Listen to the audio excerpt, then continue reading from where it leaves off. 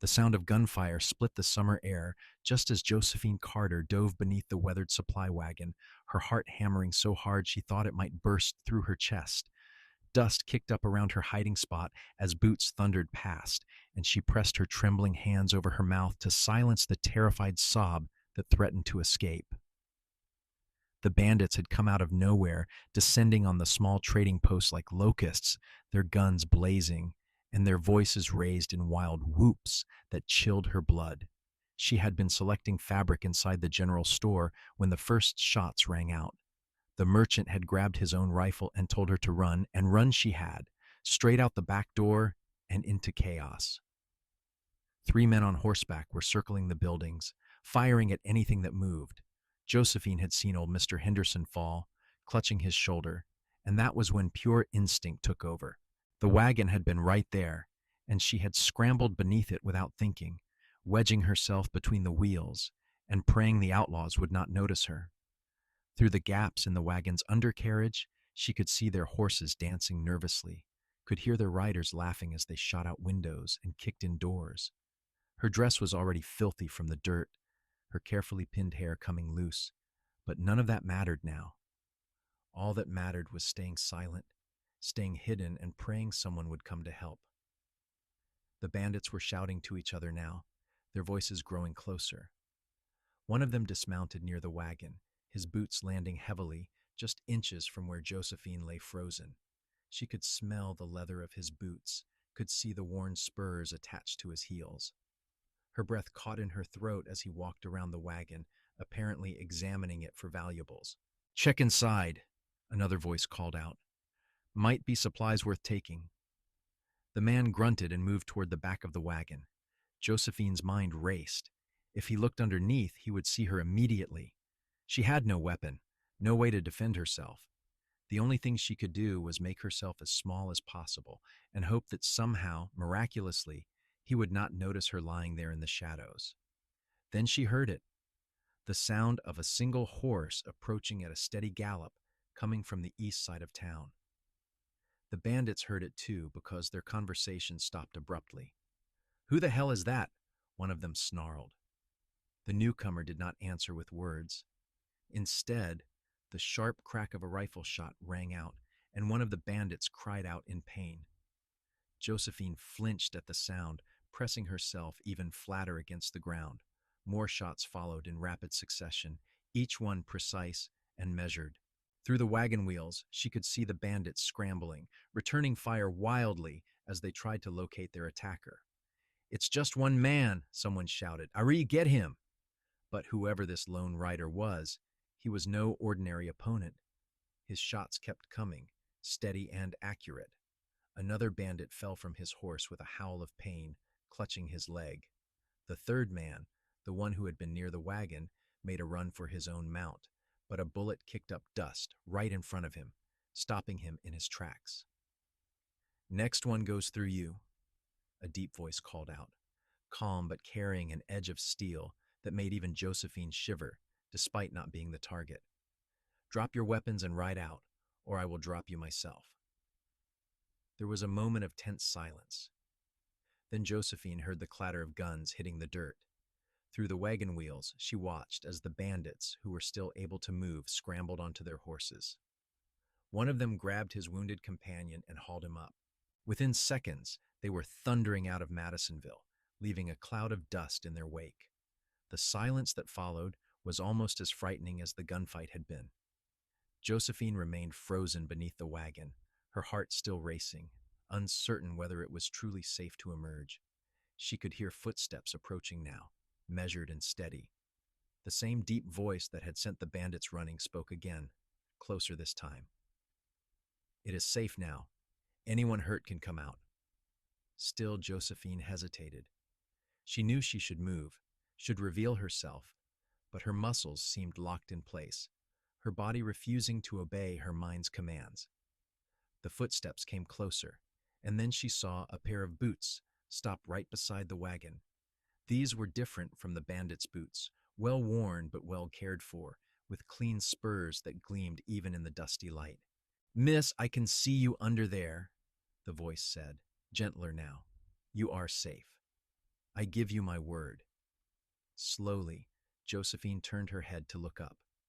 From her position on the ground, she could only see the man from the knees down at first, but even that glimpse told her this was someone different, someone who stood with confidence, but without the swagger of the outlaws, someone who had just saved possibly everyone in this town. I cannot seem to move, she admitted, her voice coming out as barely more than a whisper. The admission embarrassed her, but it was the truth. Her body was still locked in fear. That is the fear talking, the man said, and she heard him crouch down. A moment later, his face came into view as he bent to look under the wagon at her. Your body will remember how to move in a moment. Just breathe. The first thing she noticed were his eyes. They were a striking shade of green, the color of new grass after spring rain, and they held a kindness that immediately put her somewhat at ease despite the violence that had just occurred.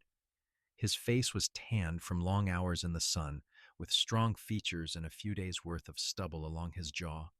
He looked to be in his mid-20s, perhaps 26 or 27, and there was something steady about him, something that made her feel as though the danger had truly passed. My name is Vincent Dawson, he said, keeping his voice low and calm. I am a ranch hand from about 15 miles north of here. I was riding into town for supplies when I heard the shooting. Josephine, she managed to say, finding her voice growing stronger. Josephine Carter. Well, Miss Carter, do you think you might be ready to come out from under there now? I promise you, those men are long gone, and they would be fools to come back. Something about the way he spoke to her, as though this were a perfectly normal conversation and not occurring with her lying in the dirt beneath a wagon, helped Josephine feel her muscles begin to unlock. She nodded, then slowly began to inch backward, trying to extricate herself from her hiding place. Vincent rose and moved to the back of the wagon, giving her space. Take your time, he said. There is no rush. It was awkward and undignified, backing out from under the wagon with her skirts twisting around her legs and her hands scraping against the rough ground, but Josephine managed it. When she finally emerged into the open air, she sat for a moment on the ground, brushing dirt from her face with shaking hands. Vincent stood a respectful distance away, his rifle held loosely in one hand, giving her time to collect herself. When she looked up at him properly for the first time, she realized he was taller than she had thought, probably over 6 feet, with broad shoulders and the lean, strong build of someone who worked hard for a living. His clothes were typical of a ranch hand, sturdy pants and a worn shirt under a leather vest, with a hat that had seen better days perched on his dark brown hair. Are you hurt? He asked, his eyes scanning her for any signs of injury. No, Josephine said, taking a mental inventory of herself. Frightened, but not hurt. Frightened is understandable, Vincent said. He extended his free hand to her. Let me help you up. She hesitated only a moment before placing her hand in his. His palm was calloused and warm, his grip firm but careful as he helped her to her feet. The world swayed a bit when she stood, and Vincent's other hand came up to steady her elbow, the rifle now tucked under his arm. Easy now, he said. Your body has had a shock. It will take a moment to steady itself. They stood there for a few seconds, while Josephine found her balance. She was acutely aware of how close he was, how his hand remained on her elbow in a gesture that was both protective and respectful. When she felt steady enough, she stepped back slightly, and he immediately released her, giving her space. Thank you, she said, meeting his eyes. You saved my life. You saved all of us. Vincent shook his head slightly. I did what anyone should do when they see injustice occurring. Not everyone would have ridden toward the gunfire, Josephine pointed out. Most would have ridden away from it. A slight smile tugged at the corner of his mouth. I suppose that is true. My father always said I had more courage than sense. Before Josephine could respond, other people began emerging from their hiding places. The merchant from the general store came running over, his rifle still in hand, his face flushed with relief and gratitude. You saved us, stranger, he said, pumping Vincent's hand enthusiastically. Those were the Dalton boys. They have been terrorizing settlements all through this part of Texas for months now. The law has been after them, but they keep slipping away. They were sloppy today, Vincent said simply, and they underestimated their opposition. With any luck, the wounds they took will slow them down enough for the marshal to catch up with them. Other townspeople were gathering now, all talking at once, thanking Vincent, checking on each other. Someone had already gone to help Mr. Henderson, who turned out to have only a superficial wound to his shoulder. The doctor was being summoned, and already the frightening incident was beginning to transform into an exciting story that would be told and retold. Through it all, Josephine found her eyes returning to Vincent. He handled the attention with grace, but seemed uncomfortable with all the praise, deflecting it whenever possible.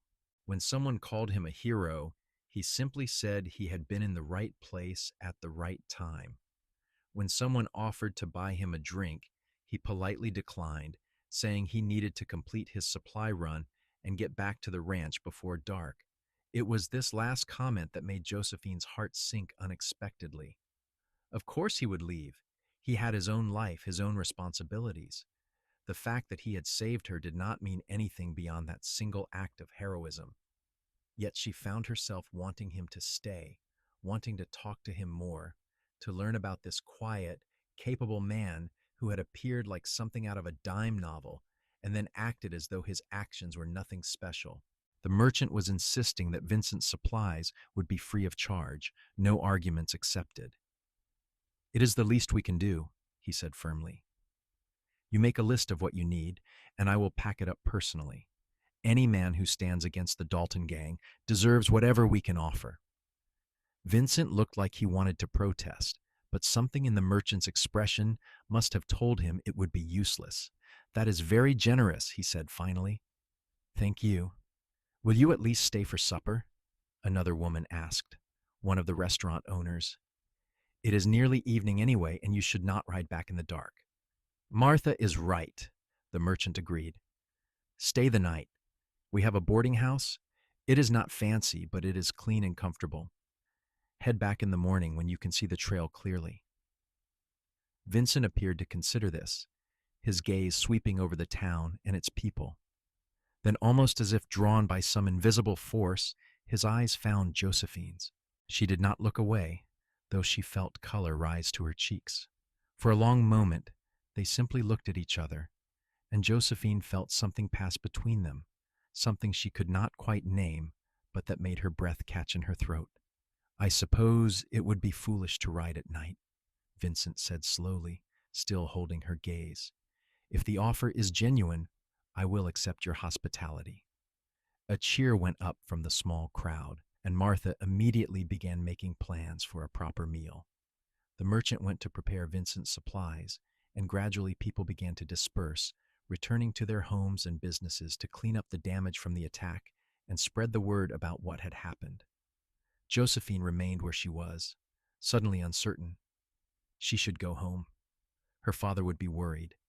But her father was away on business in Houston and would not return for 3 more days. She had been staying at the boarding house herself, had been for the past week while he was gone.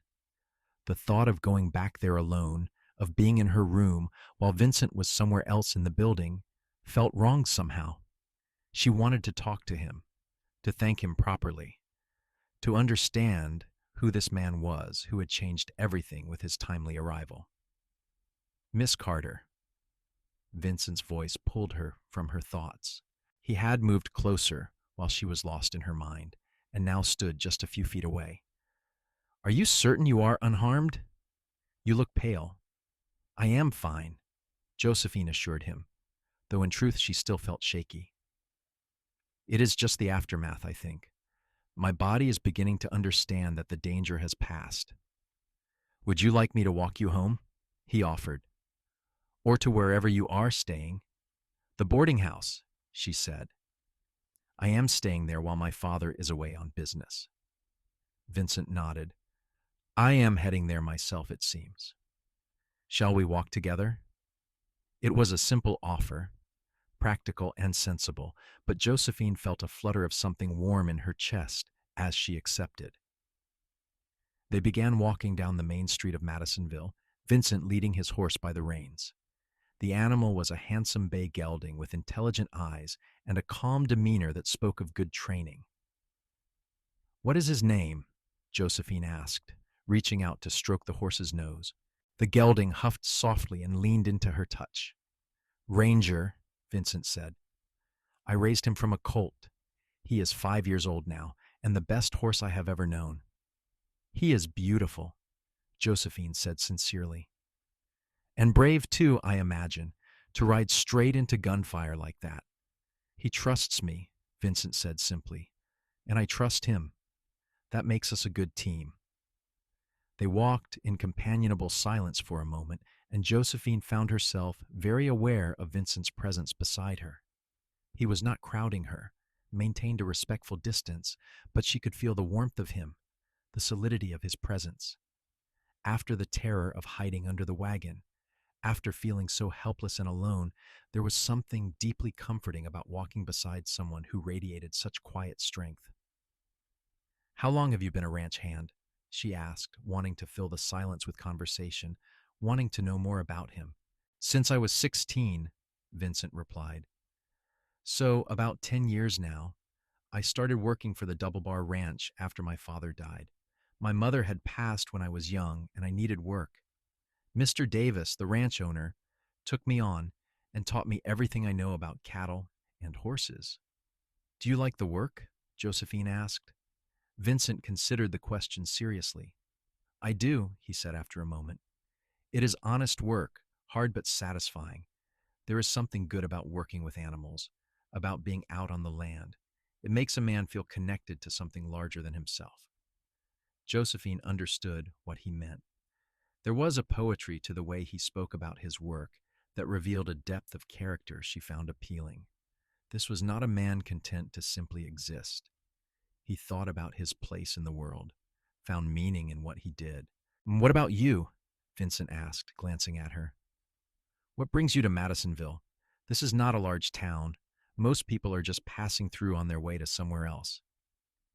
"My father owns a freight business," Josephine explained. "We transport goods between towns and cities throughout Texas. He has been building the business for years, and it has grown quite successful. I help him with the bookkeeping and correspondence when I can." "So you are good with numbers," Vincent observed.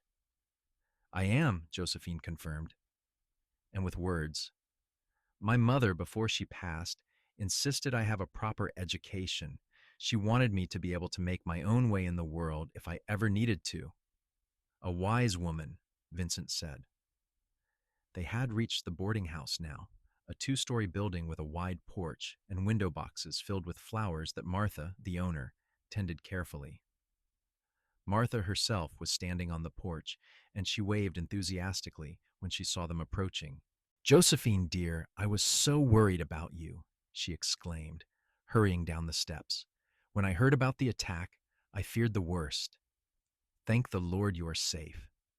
"I am fine, Martha," Josephine assured her. "Thanks to Mr. Dawson here." Martha turned her warm gaze to Vincent. "You are the hero everyone is talking about. Come inside, both of you. I will draw you a bath, Josephine, and get you cleaned up. And Mr. Dawson, I will get you settled in a room. Supper will be ready in about an hour." Vincent nodded his thanks and went to Stable Ranger, while Martha ushered Josephine inside with a stream of concerned questions and comments. The hot bath that followed was heavenly, washing away the dirt and the last lingering tremors of fear. Josephine took her time, letting the warm water soothe her tense muscles and clear her mind. As she bathed, she found her thoughts returning again and again to Vincent. The way he had looked at her when he found her under the wagon, the gentleness in his voice, the strength in his hands when he helped her up. The conversation they had shared walking to the boarding house, easy and natural, despite them being strangers. There was something about him that drew her, something beyond gratitude for her rescue. She had been courted before, of course. At 22, she was of an age where marriage was expected, and there had been several young men who had expressed interest, but none of them had made her feel the way Vincent Dawson did after only an hour of acquaintance. None of them had made her heart race with just a look or made her want to know everything about them, to understand what made them who they were. It was foolish, she told herself as she dried off and dressed in clean clothes. She had just experienced a traumatic event, and it was natural to feel drawn to the person who had saved her. It did not mean anything real. Vincent would leave in the morning, return to his ranch 15 miles away, and she would likely never see him again. That was simply how life worked. But even as she tried to reason with herself, Josephine could not quite extinguish the small flame of hope that had kindled in her chest. Supper that evening was a lively affair. Martha had outdone herself, preparing a feast that included roasted chicken, fresh bread, vegetables from her garden, and apple pie for dessert. Most of the town seemed to have found reasons to stop by the boarding house that evening, all wanting to shake Vincent's hand and hear the story of the shootout from his perspective. Vincent bore it all with good humor, though Josephine could see he was uncomfortable with being the center of attention. He answered questions politely but briefly, always deflecting praise and emphasizing that he had simply done what needed doing. The more she watched him, the more impressed she became. This was a man of genuine humility, someone who did not need recognition or glory to feel good about his actions. As the evening wore on and people finally began to leave, Josephine found herself helping Martha clear away the dishes. Through the doorway to the parlor, she could see Vincent sitting in one of the chairs, talking quietly with Mr. Henderson, whose shoulder was now properly bandaged. The old man was gesturing animatedly, clearly expressing his gratitude, and Vincent was listening with patient attention. "He is a good man," Martha said quietly, following Josephine's gaze. "You do not find many like that anymore. Men who will stand up against wrong without expecting anything in return." "No," Josephine agreed softly. "You do not." Martha gave her a knowing look. "I saw the way you were looking at him during supper, dear, and the way he was looking at you when he thought no one was watching." Josephine felt heat rise to her cheeks. "I am just grateful to him. He saved my life." Martha said, in a tone that suggested she did not quite believe that was all there was to it. "Well, grateful or not, it would not hurt to spend a bit more time talking to him before he leaves tomorrow. A young woman could do far worse than a man like Vincent Dawson." Before Josephine could respond, Martha had swept away with the dishes, leaving her standing in the doorway feeling flustered and transparent. Was she truly that obvious? And more importantly, had Vincent really been looking at her during supper? She had felt his gaze on her several times, but had assumed she was imagining it, projecting her own feelings onto him. As if sensing her thoughts, Vincent looked up at that moment, and their eyes met across the room. He smiled, a slow, genuine smile that reached his eyes and made them crinkle at the corners. Without quite meaning to, Josephine found herself smiling back, and the rest of the world seemed to fade away for a moment. Mr. Henderson said something that broke the spell, and Vincent turned his attention back to the old man. Josephine retreated to the kitchen, her heart pounding in a way that had nothing to do with fear this time. Later, when the last of the visitors had finally departed and Martha had retired upstairs, Josephine found herself alone in the parlor, too restless to sleep. She had taken a book from the small shelf in the corner and was trying to read, but the words kept blurring together on the page. Her mind was elsewhere, replaying the events of the day, trying to make sense of the tangle of emotions she was feeling. "Cannot sleep either?" She jumped slightly at the sound of Vincent's voice. He had appeared in the doorway, still fully dressed, looking as restless as she felt. "No," she admitted. "Every time I close my eyes, I am back under that wagon, hearing the gunfire." Vincent nodded understandingly. "That is normal after something like what you experienced. The fear has to work its way out of your system. It takes time." "Do you speak from experience?" Josephine asked. "Some," Vincent acknowledged. He gestured to the chair across from hers. "May I join you? Or would you prefer to be alone?" "Please sit," Josephine said quickly, closing her book and setting it aside. "I would welcome the company." Vincent settled into the chair, stretching his long legs out in front of him. In the soft lamplight, his features looked even more striking, all strong lines and shadows.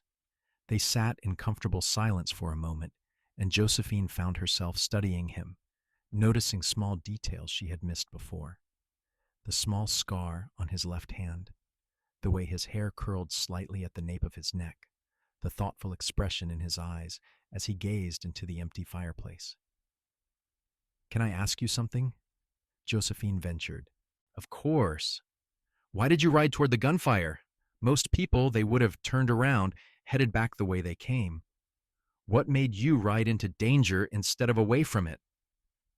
Vincent was quiet for a long moment, considering his answer carefully.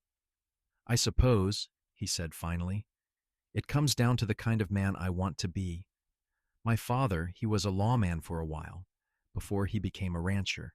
He used to tell me that a man is defined not by what he does when it is easy, but by what he does when it is hard. When I heard those shots, I knew people were in trouble. I knew I had a choice. I could pretend I had not heard, could turn away and tell myself it was not my problem, or I could ride in and try to help. The second choice was harder, more dangerous, but it was the right choice, and I want to be the kind of man who makes the right choice even when it is hard." His words settled over Josephine like a warm blanket. She had known men who talked a good game about honor and righteousness, but few who actually lived it the way Vincent clearly did. His actions spoke louder than any words could. "Your father would be proud of you," she said softly. Vincent's expression softened. "I hope so. He was a good man, and I try to live up to his example every day." "Tell me about him," Josephine said, genuinely curious.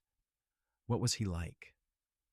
And so Vincent began to talk, slowly at first, then with more ease as he shared memories of his father. Stories about learning to ride, about long days working the ranch, about lessons learned both gentle and hard. Josephine listened, fascinated not just by the stories themselves, but by the way Vincent told them with love and respect, but also with honesty about his father's flaws and mistakes. In turn, she found herself sharing stories about her own parents. Her mother, who had been educated in Boston and had insisted her daughter receive the same advantages, who had died of fever when Josephine was 15. Her father, who had channeled his grief into building his business, who was stern but fair, who wanted the best for her, but sometimes struggled to express his feelings.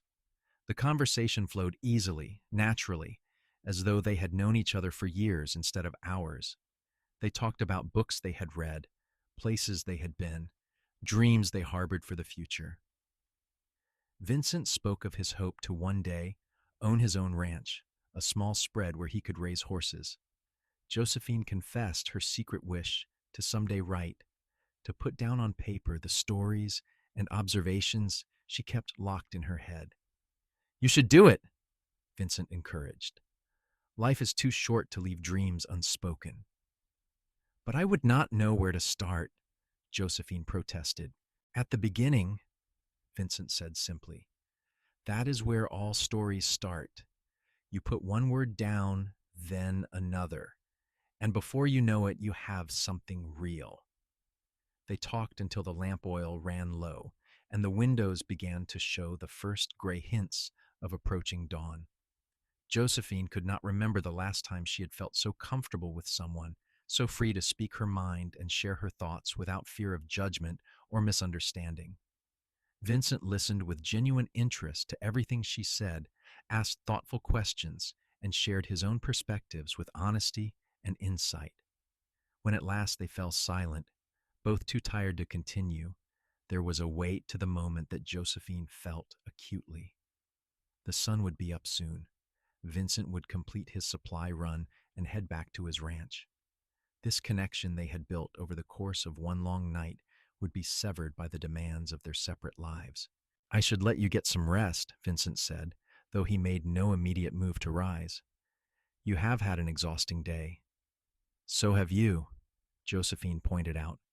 "Yes," he agreed. "But it was worth it." "Because you saved people?" she asked. "Because I met you," he said quietly, his green eyes meeting hers with an intensity that made her breath catch. The words hung in the air between them, heavy with meaning. Josephine's heart was racing again, but this time it was not fear that drove it, but something else entirely, something warm and thrilling and terrifying all at once. Vincent, she began, but he stopped her with a slight shake of his head. I am sorry, he said. That was forward of me. I should not have said it. No, Josephine said quickly. I mean, you should have. That is, I am glad you did. A smile tugged at Vincent's lips. You are glad? Yes, she said, finding her courage. Because I feel it too. This connection between us, it doesn't make sense. We have only just met, but it is there nonetheless. Vincent leaned forward in his chair, his expression serious. What do we do about it? It was the question Josephine had been asking herself all evening, and she still did not have a good answer. I do not know, she admitted. You have to return to your ranch. I have to wait here for my father to return from Houston. Our lives are pulling us in different directions. 15 miles, Vincent said. That is all the distance between Madisonville and the Double Bar Ranch. It is not so very far. Far enough, Josephine said sadly. You work from dawn to dusk. I will be traveling with my father once he returns. Back to our home in San Antonio. When would we see each other? We could write letters, Vincent suggested, and I could visit when I have time off. Mr. Davis is a fair employer. He would grant me a day here and there. Is that what you want? Josephine asked. To pursue this, whatever this is between us? Vincent stood and crossed the short distance between them, kneeling beside her chair so their faces were level. His hand came up to cup her cheek gently, his thumb brushing across her cheekbone with infinite care. I have never felt about anyone the way I feel about you after just one day, he said, his voice low and earnest. I would be a fool to walk away from that, without at least trying to see where it could lead. So yes, Josephine, that is what I want, if you want it too. Tears pricked at Josephine's eyes, but they were good tears, born of overwhelming emotion and hope, and a joy so pure it almost hurt.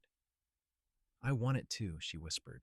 Vincent smiled, and it was like the sun breaking through clouds. Then we will find a way, he said simply. We will write letters and see each other when we can, and build something real between us, one day at a time. He was still kneeling beside her chair, his hand still on her face, and Josephine felt as though she were suspended in a perfect moment, one she would remember for the rest of her life. The exhaustion, the fear, the uncertainty of the future, all of it faded away until there was only this, Vincent's green eyes looking into hers with a mixture of tenderness and determination that took her breath away. I should probably stand up, Vincent said after a moment, a hint of humor in his voice. My knee is starting to protest. Josephine laughed, the sound surprising her with its lightness. Vincent rose, offering her his hand, and she took it, letting him pull her to her feet. They stood close together, neither quite willing to step away and break the connection. We should get some sleep, Vincent said, though he made no move to release her hand. A few hours at least, before the day truly begins. Yes, Josephine agreed. You are right. But still they stood there, hands clasped, looking at each other as the world slowly lightened outside the windows. Finally, reluctantly, Vincent squeezed her hand gently and stepped back. Good night, Josephine, he said softly. Or perhaps good morning would be more accurate. Good night, Vincent, she replied, committing every detail of this moment to memory.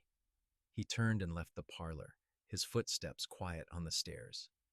Josephine remained where she was for a long moment, her hand still tingling where he had held it, her heart full of a feeling she could not quite name, but that felt like the beginning of something profound and life-changing. When she finally made her way to her own room, she did not sleep. Instead, she sat by the window and watched the sun rise over Madisonville, Texas, painting the sky in shades of pink and gold. The events of yesterday, which had started with such terror, had somehow transformed into the most important day of her life. She had met Vincent Dawson, and nothing would ever be quite the same again. The morning arrived properly a few hours later, with the sounds of activity throughout the boarding house. Josephine dressed carefully, choosing her best day dress, a blue cotton that brought out the color of her eyes. She took extra time with her hair, pinning it up in a style that was both practical and becoming. She told herself she was not primping, but she knew she was lying. When she descended to the dining room for breakfast, Vincent was already there, freshly shaved and looking far too alert for someone who had barely slept. His face lit up when he saw her, and he immediately stood, pulling out a chair for her at the table. "Good morning," he said, his voice warm. "Did you manage to rest at all?" "A little," Josephine admitted, taking the offered seat. "You?" "About the same," Vincent said, reclaiming his own chair. "But I feel surprisingly well despite that." Martha appeared from the kitchen with plates of eggs, bacon, and fresh biscuits. "There you are, dear," she said to Josephine, giving her an approving once-over. "You look much better this morning. Color in your cheeks and everything." Josephine felt herself blush, which only made Martha's knowing smile grow wider. The older woman bustled back to the kitchen, leaving them alone at the table. They ate in companionable silence for a few minutes, stealing glances at each other between bites. The connection from the night before was still there, perhaps even stronger in the clear light of day. Every time their eyes met, Josephine felt a flutter in her chest, a warmth spreading through her that had nothing to do with the hot coffee she was drinking. "When does your father return from Houston?" Vincent asked as they were finishing their meal. "In 2 days," Josephine said. "He left last Monday and planned to be gone for a week total." Vincent nodded thoughtfully. "Would he object to you receiving letters from me?" "I do not think so," Josephine said. "He has always said he trusts my judgment in matters of the heart. As long as the man in question is honest and hard-working, he would give his blessing to a courtship." "Then I will write to you," Vincent said. "As soon as I return to the ranch, I will send a letter, and I will come back to visit as soon as Mr. Davis can spare me for a day." "I will write back," Josephine promised. "And I will look forward to your visit." They were making plans, real plans for a future together, and the reality of it filled Josephine with both excitement and nervousness. This was happening so fast, and yet it felt right in a way she could not fully explain. After breakfast, Vincent excused himself to collect his supplies from the general store. Josephine walked with him, not wanting to miss even a few minutes of his company before he had to leave. The merchant had indeed packed up a generous amount of goods, refusing Vincent's repeated attempts to pay something. "You saved my store and possibly my life," the merchant said firmly. "This is little enough, thanks for that." Vincent finally accepted with grace, loading the supplies onto Ranger's saddle with practiced efficiency. A small crowd had gathered to see him off, and there were more handshakes and expressions of gratitude to endure. Through it all, Josephine stood slightly apart, watching and waiting. Finally, with everything secured and all the goodbyes said, Vincent led Ranger over to where Josephine stood. The crowd had begun to disperse, giving them a measure of privacy. "I suppose this is goodbye," Vincent said, though everything in his expression suggested he wanted to say far more. "Only for a little while," Josephine said, trying to keep her voice steady. "Until the letters and the visits." "Until then," Vincent agreed. He reached out and took her hand, holding it gently in both of his. "Josephine, yesterday was the worst and best day in recent memory. The worst because of the danger you were in. The best because I met you. I will not forget you, not for a single moment while we are apart." "Nor will I forget you," Josephine said, tears threatening despite her determination not to cry. "Ride safely, Vincent, and write soon." "I will," he promised. Then, with a boldness that surprised them both, he lifted her hand to his lips and kissed it gently, his eyes never leaving hers. "Until we meet again, Miss Carter." "Until then, Mr. Dawson," she managed to reply, her voice barely above a whisper. Vincent released her hand, mounted Ranger in one fluid motion, and tipped his hat to her. Then, with a gentle nudge to his horse's sides, he rode out of Madisonville, heading north, back to his ranch and his responsibilities. Josephine stood in the street, watching until he disappeared from view, her hand pressed to her heart, feeling as though part of herself had just ridden away with him. When she finally turned back toward the boarding house, she found Martha waiting on the porch, sympathy and understanding written all over her face. "Come inside, dear," Martha said gently. "He will be back. Men like that, they keep their promises." The next 2 days passed slowly for Josephine. She occupied herself with helping Martha around the boarding house, with reading, with long walks around Madisonville, trying to memorize every detail of the place where she had met Vincent. She thought about him constantly, wondering what he was doing, whether he was thinking about her too, counting down the hours until she might receive his first letter. Her father arrived on schedule, his freight wagons loaded with goods from Houston. He was a tall man in his late 40s, with graying hair and sharp blue eyes that missed very little. He swept Josephine into a hug the moment he saw her, then held her at arm's length to study her face. "Something has changed," he observed. "What happened while I was away?" Josephine told him everything. About the bandit attack, about hiding under the wagon, about Vincent riding in and saving them all. She told him about the conversations that had followed, about the connection she felt, about the promise to write letters and explore whether there might be something real between them. Her father listened carefully, asking occasional questions, his expression unreadable. When she finished, he was quiet for a long moment. "Do you care for this man?" he asked finally. "I do," Josephine said without hesitation. "I know it seems sudden, but yes, I care for him very much." "And does he feel the same about you?" "He says he does," Josephine said, "and I believe him. He is not the kind of man who would say something he did not mean." Her father nodded slowly. "I would like to meet him. This Vincent Dawson, who saved my daughter's life and apparently won her heart in the process." "You will," Josephine assured him. "He said he would visit when he could, and in the meantime, we will write letters." "Then I suppose we will see what comes of it," her father said. "I trust your judgment, Josephine. You are a smart young woman. If you see something worthwhile in this man, then I am inclined to believe you." Relief flooded through Josephine. She had hoped her father would understand, but had not been entirely certain. His blessing, however tentatively given, meant everything. They remained in Madisonville for another 2 days while her father conducted business in the area. On the morning they were preparing to leave for San Antonio, a rider arrived with mail from the nearest post office. Among the letters was one addressed to Josephine in handwriting she did not recognize, but somehow knew immediately. She tore it open with trembling fingers, her father watching with an indulgent smile. The letter was 2 pages long, written in clear, confident script. Vincent wrote about his journey home, about explaining to Mr. Davis where he had been and why he had been delayed. He wrote about his work on the ranch, about Ranger and the other horses, about the weather and the state of the cattle. But mostly he wrote about her, about how he could not stop thinking about their conversations, about how the hours until he could see her again stretched endlessly before him. At the end of the letter, he had written, "I am not a man much given to poetry or fancy words, but I know what I feel. Meeting you changed something in me, Josephine. It is as though I was walking through life half asleep, and you woke me up. I do not know what the future holds, but I know I want you in it. Yours in hope and affection, Vincent Dawson." Josephine read the letter 3 times, committing every word to memory.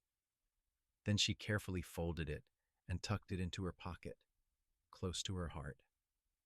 "Good news, I take it?" her father asked. "The best," Josephine replied, smiling through the tears that had gathered in her eyes. The journey to San Antonio took several days, and Josephine spent much of it composing her reply to Vincent in her head. When they finally arrived at their home, a comfortable house on the outskirts of the city, she went immediately to her room and began to write. She told him about the trip, about her father's reaction to the news of their courtship, about how much she had missed him in the brief time since they had parted. She told him about San Antonio, about her life there, about the work she did for her father's business. And she told him, with as much eloquence as she could muster, that she felt the same way he did, that meeting him had changed everything, that she too hoped for a future, with him in it. Over the following weeks and months, the letters flew back and forth between them with increasing frequency. Vincent wrote about his daily life on the ranch, about the challenges and rewards of his work, about his dreams and hopes. Josephine wrote about her own activities, about books she was reading, about the city and its changing seasons. But underneath all the mundane details, there was a growing intimacy in their correspondence, a deepening connection that transcended the physical distance between them. 6 weeks after they had first met, Vincent made good on his promise to visit. He arrived on a Sunday afternoon, having received permission from Mr. Davis to take 2 days away from the ranch. Josephine saw him riding up the drive and ran out to meet him, propriety forgotten in her excitement. Vincent dismounted and caught her in his arms, lifting her off her feet in an embrace that felt like coming home. When he set her down, they stood for a moment just looking at each other, reacquainting themselves with details that letters could not capture. The exact shade of his eyes, the way his smile transformed his face, the solid warmth of his presence. "You are really here," Josephine breathed. "I am really here," Vincent confirmed. "And seeing you again is even better than I remembered."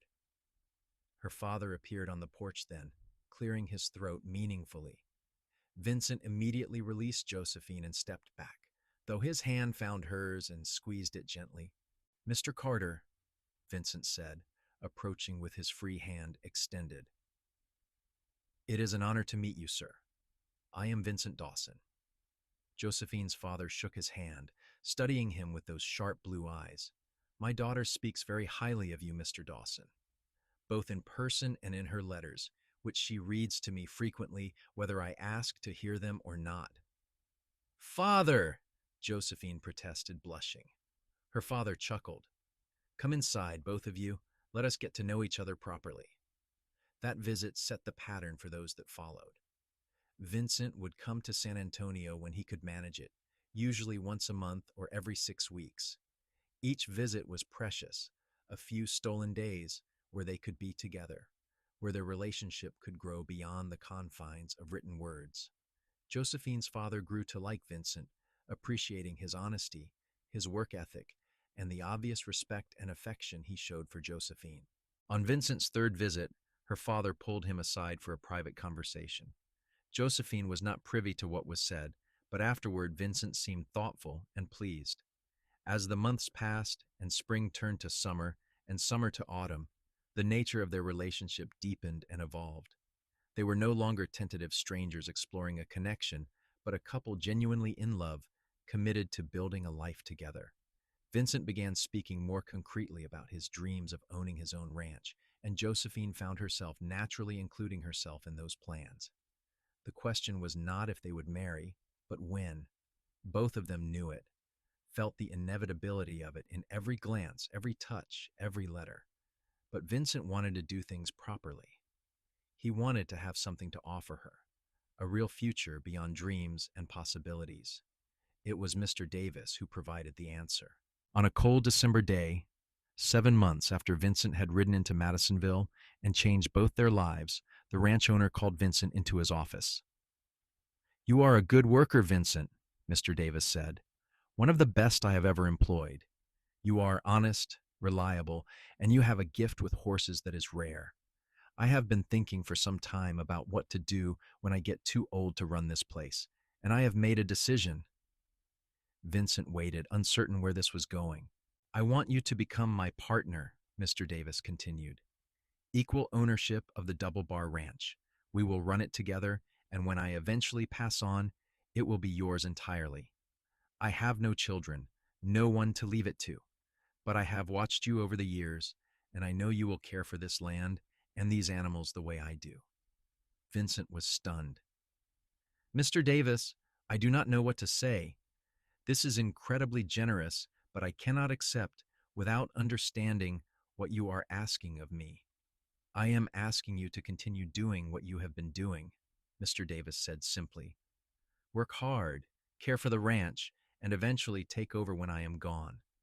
In return, You will have security, a real stake in something substantial, and the ability to build the kind of life you have been dreaming about. I know about the young lady in San Antonio, Vincent. I know you have been courting her. With this partnership, you would be able to offer her a real home, a good future. You could marry her if she will have you. The offer was beyond anything Vincent had imagined. He accepted, of course, and immediately sat down to write to Josephine with the news. But he did not propose in a letter.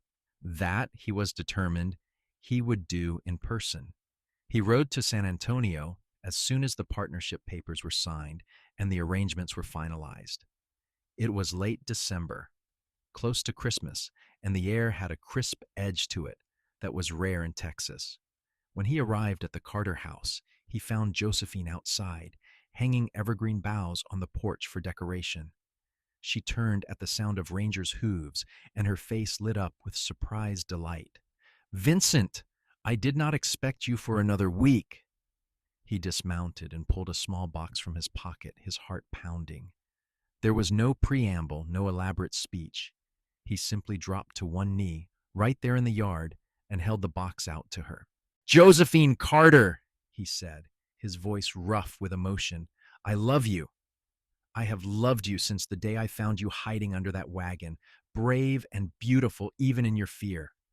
I love your intelligence, your kindness, your strength.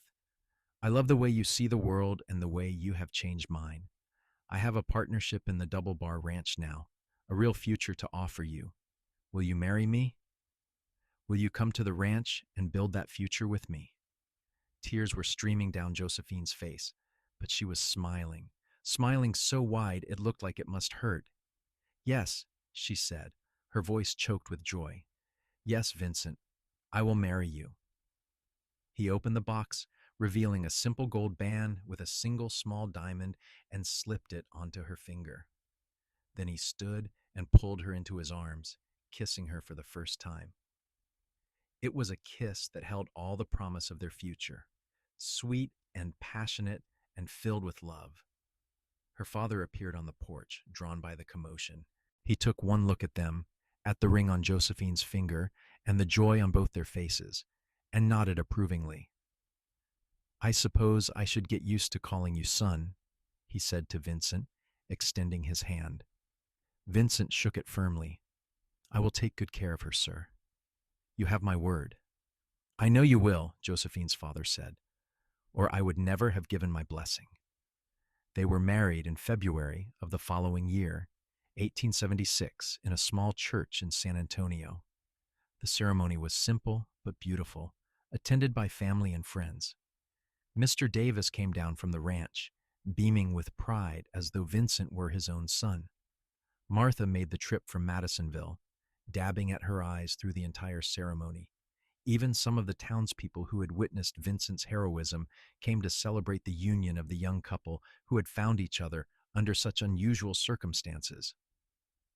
Josephine wore a dress of ivory lace that had been her mother's, altered to fit her perfectly. Vincent wore a new suit that made him look uncomfortable, but undeniably handsome. When they exchanged vows, when Vincent slipped a second ring onto her finger to join the engagement band, Josephine felt as though her heart might burst with happiness.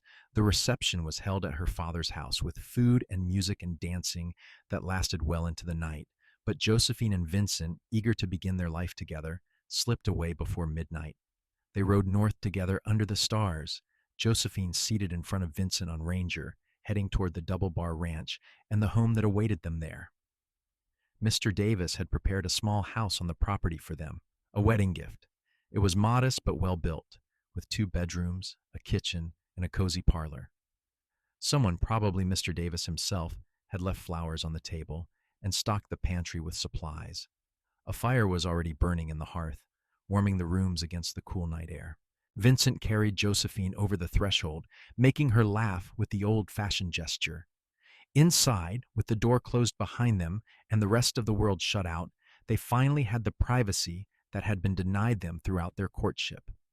"Welcome home, Mrs. Dawson," Vincent said softly, setting her gently on her feet, but keeping his arms around her. "It is perfect," Josephine whispered, looking around the small house that was now theirs. All of it. You, this place, our future. It is more than I ever dreamed possible. Vincent cupped her face in his hands, his thumbs brushing away the happy tears that had gathered in her eyes. I am going to spend every day of the rest of my life making sure you never regret choosing me, he promised. I could never regret it, Josephine assured him. You are the best thing that ever happened to me, Vincent Dawson. That day you rode into Madisonville and saved my life. You saved it in more ways than one. You gave me love, a future, a home. You gave me everything.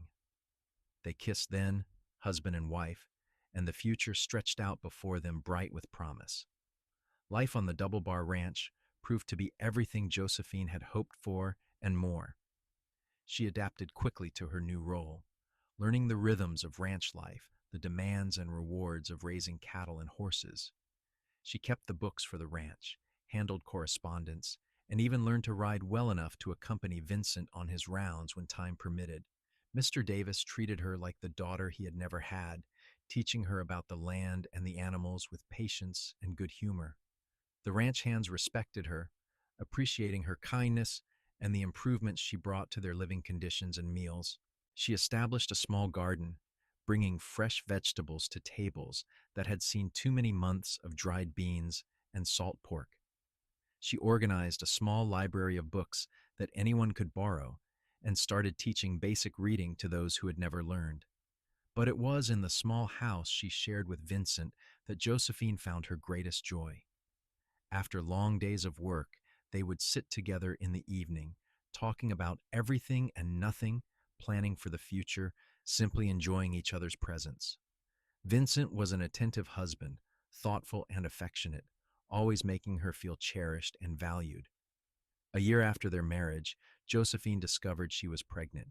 The news filled them both with excitement and some fear, the normal anxieties of first-time parents. Vincent became even more protective, trying to prevent her from doing any heavy work, though Josephine insisted she was perfectly capable of continuing with her normal activities. In October of 1877, she gave birth to a healthy baby boy. They named him Thomas, after Vincent's father, and he had his father's green eyes and his mother's dark hair. Vincent held his son for the first time with tears streaming down his face, overwhelmed by the reality of this new life they had created. "He is perfect," Vincent whispered, his finger gently stroking the baby's tiny hand. "Absolutely perfect."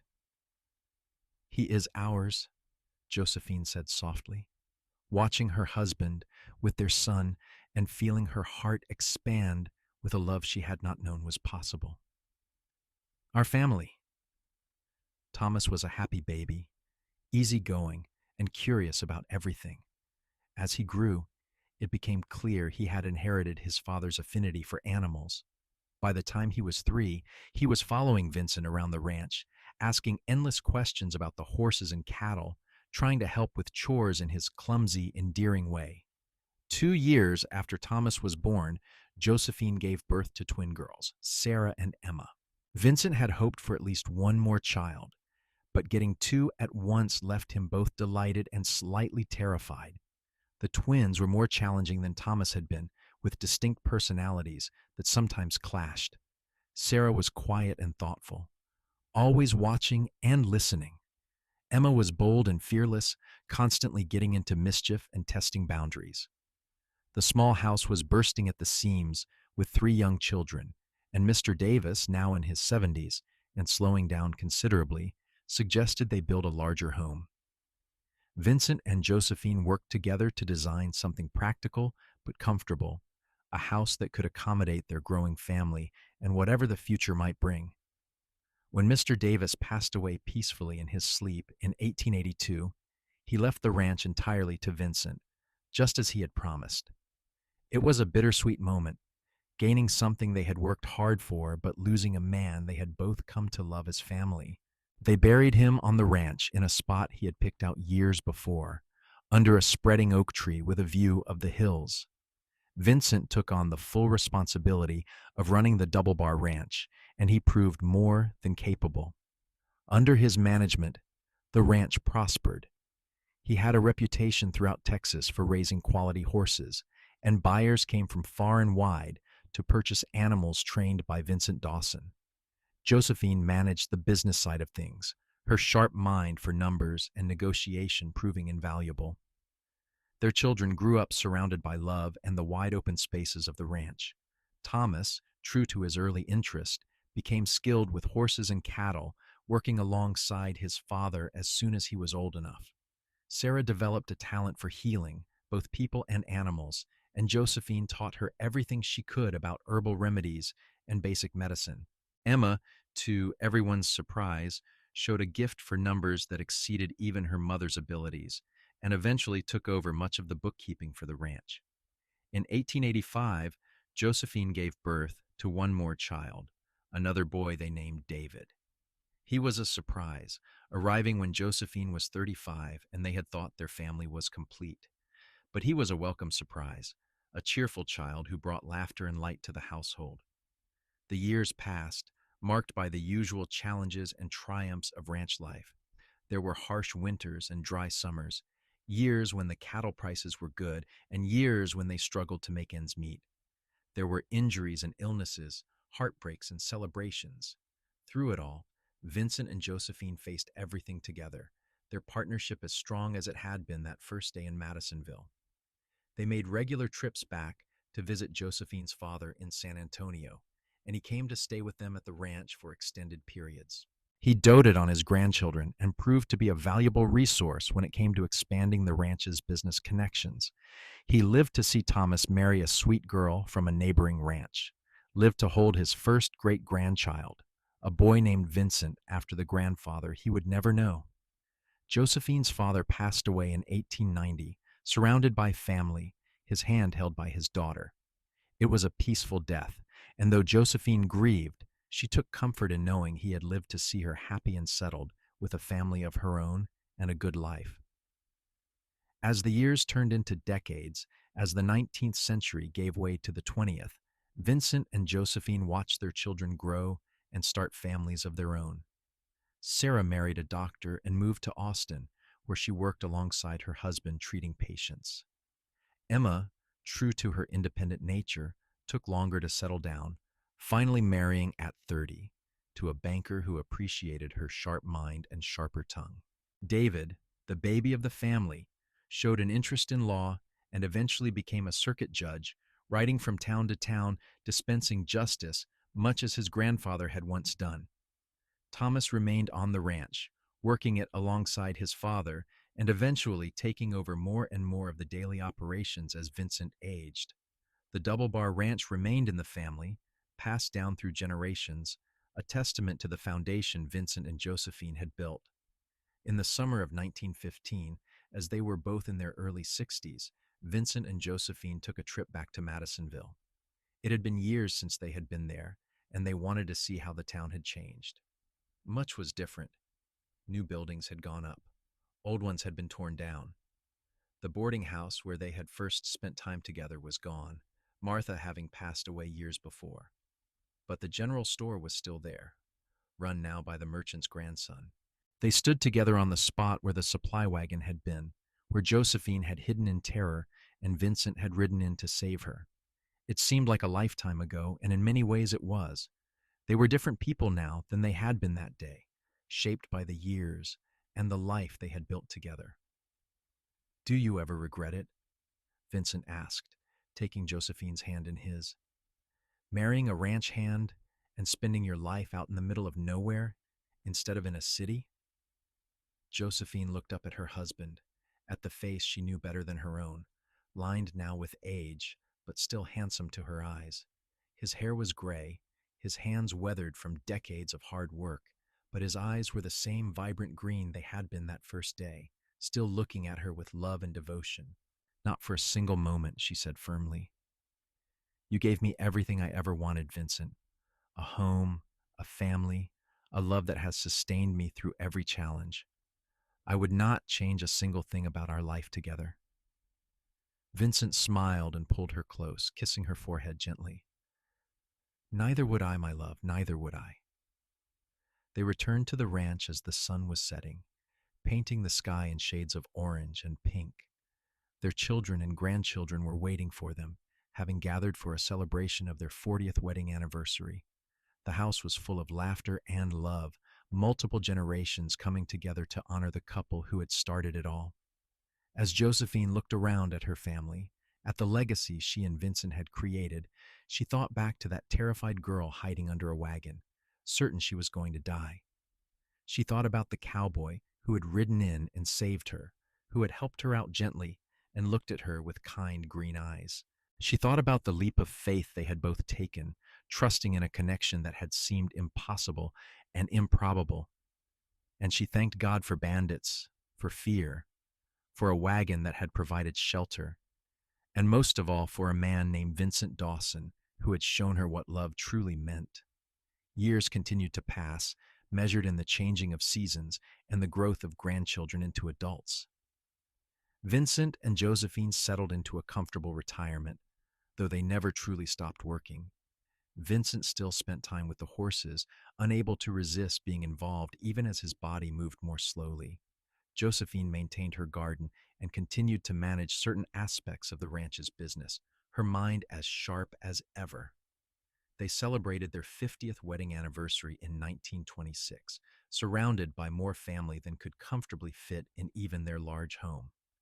Children, grandchildren, and even a few great-grandchildren filled the house with noise and energy. Stories were told about the early days of the ranch, about hardships overcome and victories celebrated.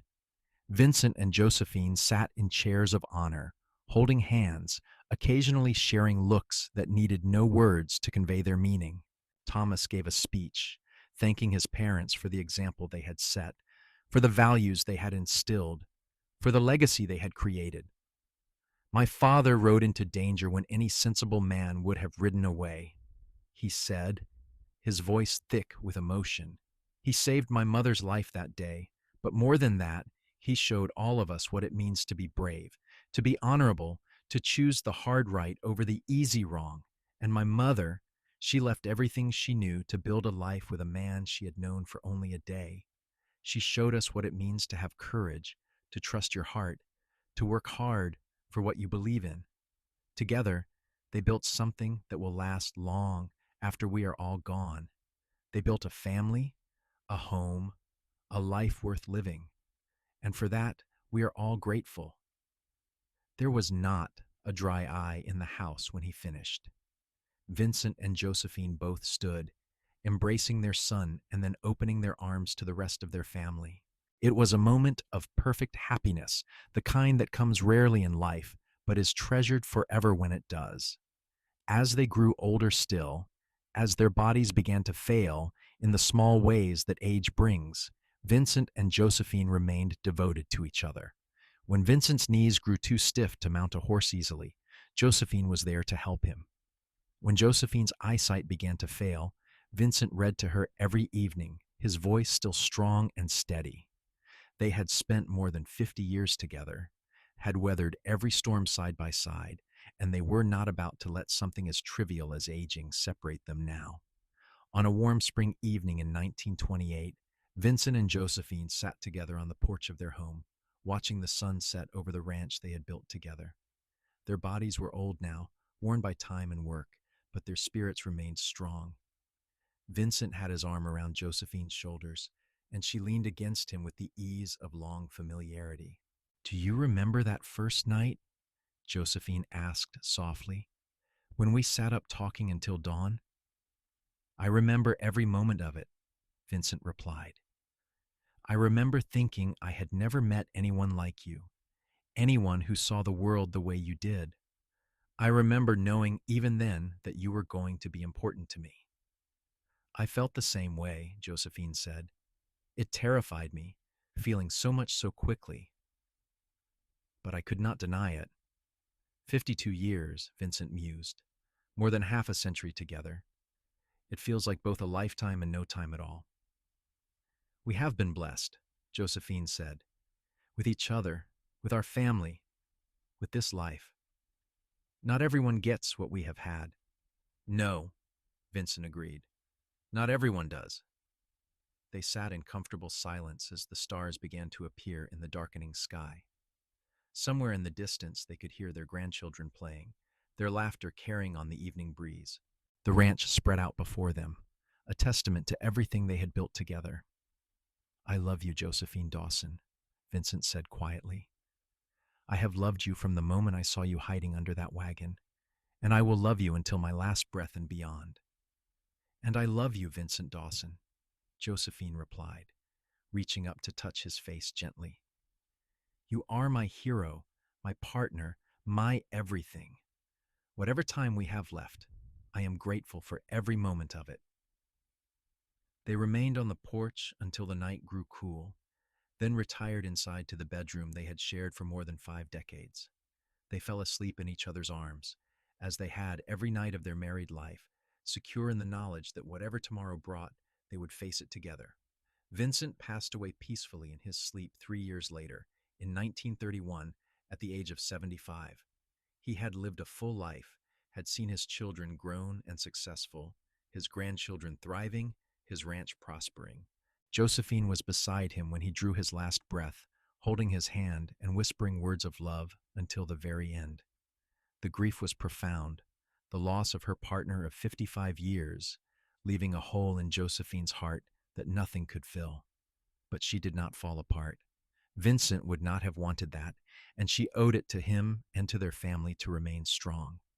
She continued to live on the ranch, surrounded by her children and grandchildren, finding comfort in the legacy they had built together. Josephine lived for another 8 years, remaining sharp and engaged with life until the very end. She spent her final years surrounded by love, telling stories to her great-grandchildren about the old days, about a time when Texas was still wild and untamed, about a cowboy who had ridden into danger to save a frightened girl hiding under a wagon. She passed away quietly in 1939 at the age of 79 in the same house where she had given birth to her children, where she had celebrated countless holidays and milestones, where she had built a life with the man she loved.